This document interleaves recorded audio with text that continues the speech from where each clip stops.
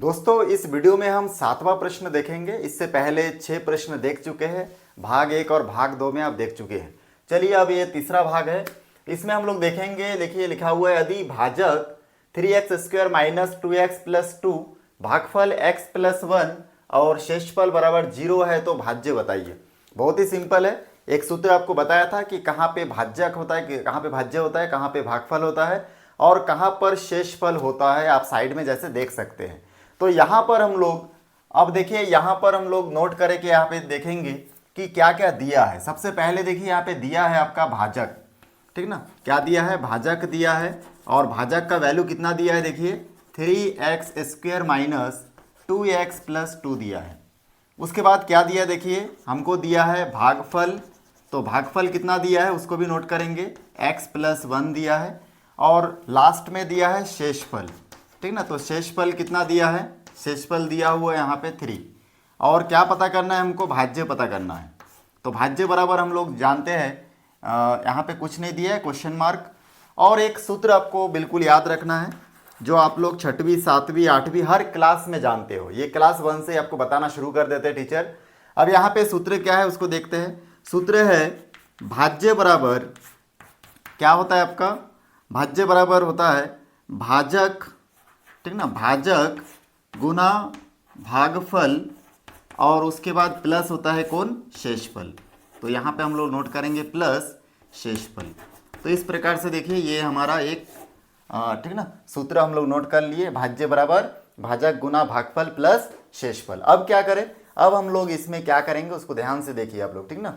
तो यहाँ पर हम लोग इन सभी जगह पे मान को रखेंगे। जैसे कि भाजक का वैल्यू देखिए इसमें कितना दिया है? 3x² माइनस 2x प्लस 2 दिया है। अब क्योंकि यहाँ पे ज़्यादा पद है इसलिए गुना के जगह हम लोग इस कोष्टक का उपयोग करेंगे। बाहर चाहे तो आप गुना का उपयोग भी कर सकते हैं। उसके बाद भागफल देखिए कितना दिया है? x प्लस 1 दिया है, तो दूसरे कोष्टक में लिखिए x प्लस 1। बीच में अगर गुना नहीं देंगे तो भी चलेगा, देने से भी कोई दिक्कत नहीं। फिर प्लस का प्लस होगा। और उसके बाद देखिए शेषफल का मान कितना दिया है? 3 दिया है। तो ये हम लोग 3 को यहाँ पे नोट कर दिए। अब जैसे हम लोग इन सभी को हल करेंगे तो भाज्य का जो यहाँ पे मान प्राप्त होगा, भाज्य का मान हमको दिख जाएगा। तो सबसे पहले देखिए इसको गुना कैसे करते हैं। इस x के साथ इन सभी को बारी बारी से गुना करिए। x के साथ सबसे पहले 3x² गुना होगा तो हो जाएगा 3x का घात 3, क्योंकि यहाँ पे 2x है, यहाँ पे 1x है, मतलब 3 हो गया। फिर माइनस का माइनस होगा, फिर x के साथ गुना करिए तो हो जाएगा 2x²। फिर x के साथ 2 को गुना करिए तो हो जाएगा प्लस 2x। अब देखिए x के साथ इन तीनों पदों को गुना कर चुके हैं। अब उसके बाद प्लस 1 के साथ इन सभी को गुना करेंगे तो क्या हो जाएगा? देखिए प्लस 3x², फिर माइनस 2x का 2x ही होगा और प्लस 2 का 2। हम लोग इसी को देख देख के हुबहू वैसे ही लिख दिए, क्योंकि एक के साथ गुना करने से कोई भी संख्या में कोई भी चेंजेस नहीं होता, इसलिए जैसा का वैसे ही लिख दिए। और प्लस बचा आखिरी में और 3 बचा। उसके बाद देखिए इनमें से इसको कैसे क्या हल करते हैं हम लोग। इसमें देखते हैं कि घात देखिए यहाँ पे सबसे पहला घात क्या है। तो पहला वाला में देखिए घात आपका क्या दिख रहा है? x का घात 3 दिख रहा है। पूरे लाइन में कहीं पर भी है क्या? नहीं है। तो ये जैसा का वैसे ही रहेगा। तो यहाँ पे नोट करेंगे 3x का घात 3। उसके बाद देखिए यहाँ पर x का घात 2 है, तो ये एक जगह 2 है और यहाँ पे 2 जगह है। तो यहाँ पे देखिए माइनस में, यहाँ पे प्लस में है, तो प्लस और माइनस में क्या हो जाएगा? माइनस। तो 3 में से 2 माइनस होगा तो एक बार बचेगा, एक x² बचेगा, वो भी क्या में? प्लस में, क्योंकि 3 यहाँ पे बड़ी संख्या और उसके सामने प्लस का निशान है। उसके बाद देखिए इस प्रकार से चेक करेंगे, खाली x कितने जगह पे है? 2 जगह पे है। ये दोनों प्लस माइनस में क्या हो जाएगा? कैंसिल हो जाएगा, क्योंकि ये प्लस में और एक ये माइनस में। एक समान संख्या प्लस और माइनस में है तो वो कैंसिल हो जाएगा, इसको ध्यान रखिएगा। उसके बाद यहाँ पर देखिए खाली संख्या 3 और 2 बचा है, दोनों प्लस में है तो प्लस प्लस में प्लस होगा। इसका मतलब इसका आंसर कितना आया आपका? देखिए 5। तो पूरा कंप्लीटली भाज्य हमको प्राप्त हुआ 3x³ प्लस x² प्लस 5। तो ये हमारा आंसर होगा। दोस्तों वीडियो अच्छा लगता है तो लाइक शेयर और सब्सक्राइब करिएगा। बहुत लोग आते हैं और सब्सक्राइब नहीं करते हैं, प्लीज़ सब्सक्राइब करिएगा, अच्छा लगता है, ठीक ना। तो आप लोग प्लीज़ सब्सक्राइब कर दीजिएगा। अपने दोस्तों में भी इस वीडियो को शेयर करिए ताकि उनको भी लाभ पहुंचे। चलिए इसके बाद हम लोग देखते हैं 8वां नंबर क्वेश्चन को, ठीक ना। 8वां नंबर क्वेश्चन भी बहुत ही सिंपल है, उसको कैसे हम लोग बना सकते चलिए देखते हैं। दोस्तों जैसे हम लोग 7वां नंबर प्रश्न को सॉल्व किए थे, हुबहू ये सेम वैसे ही है, सेम ही सूत्र लगेगा, इसलिए मैं कुछ भी नहीं मिटाया। देखिए खाली यहाँ पर जो जैसे लिखा वैसे ही रहेगा। फार्मूला भी सेम लगेगा क्योंकि इसमें भी हमको भाज्य को पता करना है, इसलिए ये क्वेश्चन मार्क रहेगा। भाजक का वैल्यू जो दिया है देखिए आपके सामने 4x - 7 और भागफल भी दिया है x + 1, यहाँ पे आपको दिख रहा होगा। तो यहाँ पर हम लोग नोट करेंगे x + 1। उसके बाद देखिए यहाँ पर शेषफल कितना दिया है, 0 दिया है, तो यहाँ पे नोट करेंगे 0।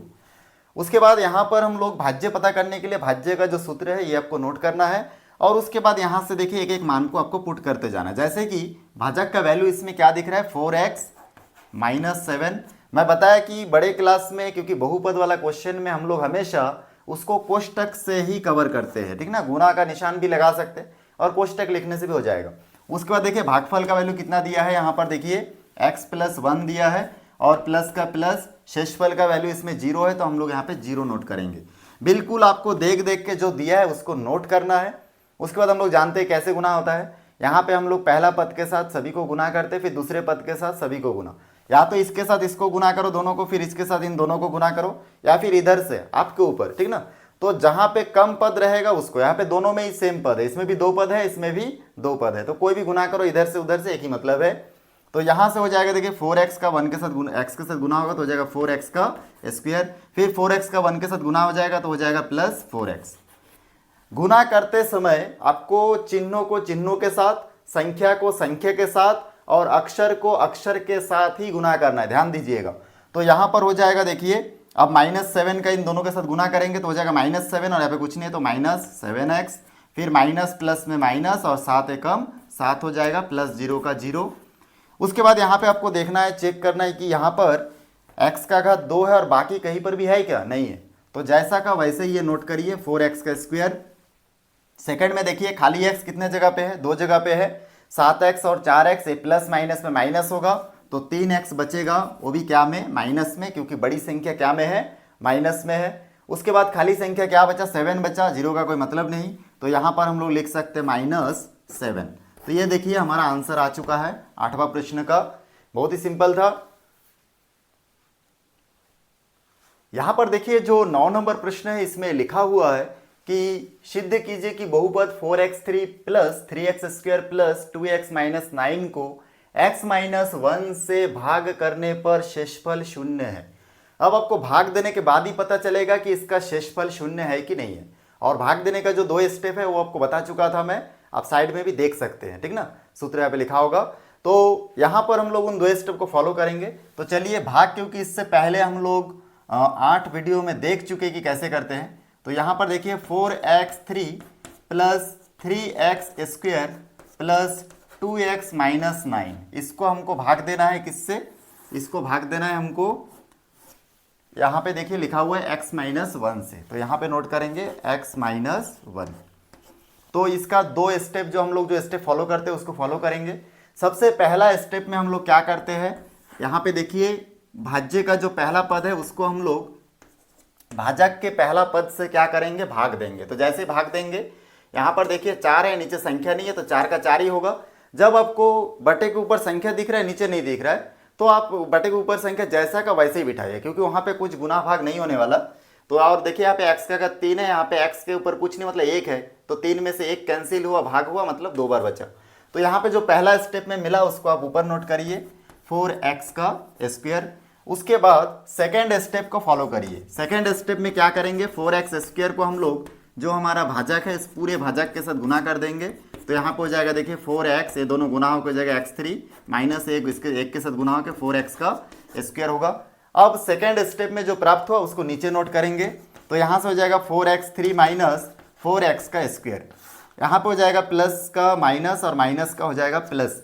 दोस्तों आपको समझ में आ रहा है कि नहीं, कमेंट्स में जरूर बताइएगा, और वीडियो अच्छा लगता है तो सब्सक्राइब करिएगा, अपने फ्रेंड में भी इसको शेयर करिएगा। चलिए यहाँ पे देखिए ये दोनों में से ये कैंसिल हो जाएगा और इसमें क्या बचेगा, देखिए ये कैंसिल हो गया। अब यहाँ पे 3x², यहाँ पे 4x², ये भी प्लस में, ये भी प्लस में, तो ये हो जाएगा 7x का स्क्वायर। और यहाँ पे जो 2 पद बचा हुआ है उसको भी नोट करिए, + 2x - 9।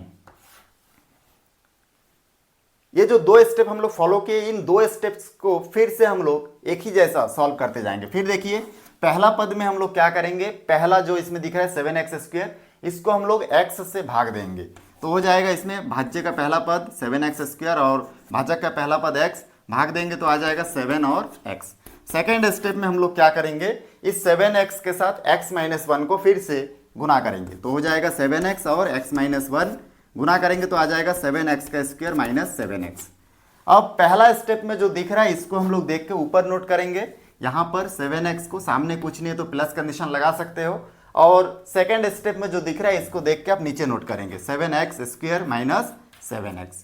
उसके बाद देखिए यहाँ पर लाइन खींचेंगे, यहाँ पे 7 के सामने कुछ नहीं है मतलब यहाँ पे प्लस है तो यहाँ पे माइनस नीचे, और यहाँ पे माइनस है तो यहाँ पे प्लस, ये दोनों कैंसिल हो जाएगा। यहाँ पे 2x और 7x देखिए दोनों प्लस में है तो यहाँ पे कुल मिला के प्लस प्लस में प्लस मतलब 9x बचा, और यहाँ पे -9 बचा।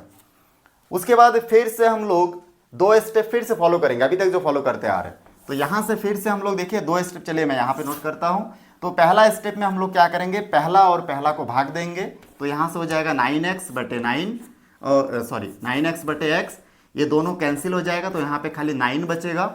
इस पहला स्टेप को जो प्राप्त हुआ उसको ऊपर नोट करेंगे, +9 लिख सकते हैं क्योंकि सामने कुछ नहीं तो प्लस है। और सेकेंड स्टेप में इस 9 के साथ हम लोग क्या करेंगे, x - 1 को गुना कर देंगे, तो आ जाएगा यहाँ पे 9x - 9। इसको हम लोग देख के नीचे नोट करेंगे, तो पहला स्टेप वाले को ऊपर और दूसरे स्टेप वाले को नीचे नोट करना है। यहाँ पे प्लस है मतलब माइनस, माइनस है मतलब प्लस, ये दोनों भी कैंसिल हुआ प्लस माइनस में, और ये -9 और +9 भी आपस में कैंसिल हुआ, तो क्या बचा इसमें 0। तो इस प्रकार से हम लोग देख सकते हैं कि सिद्ध हुआ, शेषफल क्या आता है, 0 आता है भाग देने से। तो यहाँ पर हम लोग नीचे नोट कर सकते हैं सिद्ध हुआ, सिद्ध हुआ, ऐसा करके आप नोट कर सकते हैं। तो बहुत ही आसानी से हमारा 9 नंबर क्वेश्चन भी सॉल्व हो चुका है। चलिए इसके बाद हम लोग 10वां नंबर क्वेश्चन देखेंगे। दोस्तों अब हम लोग 10वां नंबर प्रश्न देखेंगे। इसमें हमको जांच करना पड़ेगा कि इसको जैसे हम लोग भाग देते हैं इस बहुपद को x - 3 से, तो भाग करने पर इसका शेषफल 0 आएगा कि नहीं आएगा, ये चेक करना है। तो ये चेक तभी कर सकते हैं जब हम लोग इसको भाग दे के देखेंगे। तो वीडियो को देखते रहिए शुरू से आखिरी तक, पूरा समझ में आ जाएगा आपको। यहाँ पे देखिए हम लोग क्या करेंगे, सबसे पहले यहाँ पे नोट करेंगे x - 3, और इसी से हम लोग भाग देंगे किसको, x² - 5x + 3 को। तो इसके लिए हम लोग जानते हैं भाग का नियम होता है, जो आपको साइड में दिख रहा है सूत्र, उस फार्मूला का उपयोग करेंगे। 2 स्टेप फॉलो करना है आपको। यहाँ पर हम लोग क्या करेंगे, चलिए देखते हैं। यहाँ पर लिखेंगे पहला स्टेप, यहाँ पे देखिए पहला पद और आखिरी का जो ये जो भाजक का पहला पद है इसको आपस में भाग देंगे तो x आएगा, और दूसरे स्टेप में इस x के साथ पूरे भाजक को गुना करेंगे, तो x के साथ x - 3 को गुना करेंगे तो आ जाएगा x² - 3x। तो ये पहला स्टेप में जो मिला इसको हम लोग ऊपर नोट करेंगे। दूसरे स्टेप में जो हमको यहाँ पे दिख रहा है इसको हम लोग नीचे नोट करेंगे, तो x² माइनस यहाँ पे 3x, यहाँ पे देखिए प्लस का माइनस और माइनस का हो जाएगा प्लस, ये दोनों कैंसिल हुआ। 5 में 3 क्या होगा, प्लस माइनस में माइनस होगा, तो 2x बचेगा, वो भी माइनस में, क्योंकि यहाँ पे 5x बड़ी संख्या और इसके सामने माइनस है। उसके बाद यहाँ पर प्लस और 3 का 3। उसके बाद फिर से 2 स्टेप फॉलो करेंगे। पहला स्टेप में हम लोग पहला पद इसमें भाज्य का क्या दिख रहा है, -2x, और भाजक का पहला पद क्या दिख रहा है, x दिख रहा है। इसको हल करेंगे तो हमारा आंसर आ जाएगा इसमें -2। इस -2 को हम लोग ऊपर नोट करेंगे, और दूसरे स्टेप में इस -2 के साथ हम लोग x - 3 को गुना कर देंगे तो आ जाएगा -2x, माइनस माइनस में प्लस, 2 तिया 6। तो इस प्रकार से जो भी आया उसको हम लोग यहाँ पे नीचे नोट करेंगे, -2x + 6, यहाँ पे माइनस है तो प्लस, प्लस है तो माइनस, उसको लाइन खींचेंगे, ये दोनों कैंसिल हो गया। यहाँ पे देखें 3 और 6, माइनस प्लस में माइनस होगा, 6 में 3 माइनस हुआ तो 3 बचेगा, वो भी माइनस में। तो हम लोग देख रहे हैं कि शेषफल जो है वो 0 नहीं आया, -3 आया। तो हम लोग लिखेंगे अतः शेषफल 0 नहीं है, ठीक ना, शेषफल 0 नहीं है, 0 नहीं है, ऐसा नोट कर देंगे। तो ये देखिए हम लोगों का आंसर हमको प्राप्त हो चुका है। बहुत ही सिंपल क्वेश्चन था। इसके बाद हम लोग देखते हैं इसके 11 नंबर क्वेश्चन कि उसमें क्या दिया है। दोस्तों अब हम लोग 11 नंबर क्वेश्चन देखेंगे, और इस 11 नंबर क्वेश्चन में क्या लिखा है उसको देखते हैं। यहाँ पे लिखा है किसी आयत का क्षेत्रफल 45x² + 30x वर्ग मीटर है तथा उसकी चौड़ाई जो है 15x मीटर है, तो लंबाई क्या होगी। बहुत आसान सा क्वेश्चन दिया है। अब हम लोग इसमें देखिए क्या नोट करेंगे। सबसे पहले जो दिया है आयत का क्षेत्रफल दिया है, तो यहाँ पे नोट करेंगे आयत का क्षेत्रफल, ठीक ना। आयत का क्षेत्रफल देखिए कितना दिया है, आपको दिया है इसमें 45x² प्लस 30x। उसके बाद दिया है उसकी चौड़ाई, तो चौड़ाई इसमें कितना दिया है आयत का, तो यहाँ पे चौड़ाई जो दिया है वो है आपका देखिए 15x, ये मीटर में है तो मीटर नोट कर सकते हैं। उसके बाद देखिए लंबाई क्या है हमको पता करना है, तो यहाँ पे हम लोग नोट करेंगे लंबाई, ठीक ना, लंबाई बराबर क्वेश्चन मार्क, ये हमको पता करना है। अब हम लोग सिंपली 6वीं क्लास में पढ़ चुके हैं आयत का क्षेत्रफल का सूत्र। तो आयत का क्षेत्रफल बराबर क्या होता है, यहाँ पे होता है लंबाई गुणित चौड़ाई, ठीक ना, लंबाई गुणित चौड़ाई हम लोग नोट कर देंगे। हम लोग बचपन से पढ़ते आ रहे हैं कि आयत के आमने सामने की भुजा समान होती है। तो यहाँ पर देखिए इसका जो क्षेत्रफल का सूत्र है लंबाई गुणित चौड़ाई है, इसमें क्षेत्रफल का मान ऑलरेडी दिया हुआ है, इसलिए आयत का क्षेत्रफल का मान यहाँ पे नोट करेंगे 45x² प्लस 30x, और बराबर किस तरफ लंबाई का वैल्यू नहीं दिया है तो लंबाई अपने जगह पे रहेगा, और चौड़ाई का मान दिया है देखिए 15x। अब हम लोग जानते हैं कि यहाँ से हमको लंबाई का मान पता करना है, तो लंबाई को हम लोग इस तरफ रखेंगे और चौड़ाई का मान को इधर पक्षांतर करेंगे, तो इधर आके क्या हो जाएगा 45x² प्लस 30x के बटे के नीचे हम लोग लिखेंगे 15x। उसके बाद हम लोग इसको सॉल्व करेंगे। हम लोग जानते ही है कि इन दोनों पदों का हर जो है वो क्या है 15x है, तो इसको हम लोग कैसे नोट कर सकते हैं, चलिए अब मैं यहाँ से बताऊँगा आपको। यहाँ से देखिए अब क्या होगा, इसमें से हम लोग लिख सकते हैं लंबाई, ठीक ना, लंबाई फुल फॉर्म में भी लिख सकते हो, शॉर्ट फॉर्म में भी, आपके ऊपर। तो लंबाई बराबर हम लोग इन दोनों को नोट कर लेंगे यहाँ पे, तो हो जाएगा 45x² प्लस 30x, और बटे के नीचे हो जाएगा 15x। अब हम लोग इस 15x को अलग अलग लिखेंगे, जैसे कि 45x² के साथ लिखेंगे 15x प्लस 30x के साथ लिखेंगे 15x। उसके बाद 15 देखिए तिया 45, तो 3 बचा, 2 में से एक बार x चला गया तो 3x, टोटल 3x बचा यहाँ पे, प्लस का प्लस 15 दूनी 30 होता है तो 2 बचा, और दोनों x भी कैंसिल हो गया तो कुछ नहीं बचा। कुल मिला के जो हमारा लंबाई का वैल्यू है वो कितना बचा, तो 3x प्लस 2, तो ये हमारा आंसर होगा, लंबाई का मान होगा। चलिए इस प्रश्नवाली का एकदम आखिरी प्रश्न देख लेते हैं, 12 नंबर प्रश्न। उसके बाद आपका पहला प्रश्नवाली टोटली कंप्लीट हो जाएगा। चलिए देखते हैं। यहाँ पर देखिए 12 नंबर क्वेश्चन में नोट किया हुआ है 28x इकाई लंबाई का एक रेखाखंड AB है जिसे 2 बराबर भागों में बांटना है, तो प्रत्येक भाग की लंबाई क्या होगा। बहुत ही सिंपल चीज़ बोला है कि यहाँ पे टोटल एक रेखाखंड है जिसका मान आपका 28 है, टोटल यहाँ से यहाँ तक कितना है आपका 28 है, ठीक ना, 28x है। और इसको हमको अगर हम लोग समान भागों में बांट दें तो इस आधा का मान कितना होगा, ये हमको यहाँ पर पता करना है। तो सबसे पहले यहाँ पे हम लोग लिखेंगे रेखाखंड, ठीक ना, रेखाखंड AB की लंबाई, AB की लंबाई बराबर जो दिया है उसको नोट कर लेंगे। यहाँ पे दिया है 28x, मीटर में है तो मीटर नोट करेंगे। यहाँ पे देखिए लंबाई इकाई दिया है तो हम लोग यहाँ पे इकाई में नोट करेंगे, ठीक ना। उसके बाद बोले कि इसको 2 समान भागों में बांटने पर क्या होगा, तो 2 समान भागों में बांटने पर क्या होगा, तो यहाँ पे लिखेंगे 2 समान भाग, 2 समान भागों में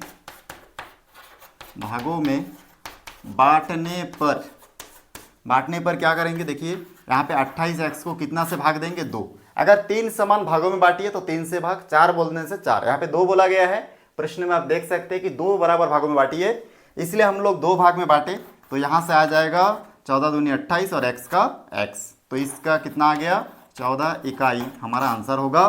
तो इसका मतलब यहाँ से 14x होगा और यहाँ से भी ये कितना होगा 14x, दोनों को जोड़ेंगे तो टोटल आ जाएगा 28x, तो ये हमारा आंसर होगा। दोस्तों इस वीडियो को शुरू से आखिरी तक आप लोग देखें और आप लोगों को इससे बहुत फ़ायदा भी मिलेगा। वीडियो अच्छा लगे तो लाइक करें, शेयर करें और सब्सक्राइब करें, और शुरुआत से आखिरी तक देखने के लिए बहुत बहुत धन्यवाद।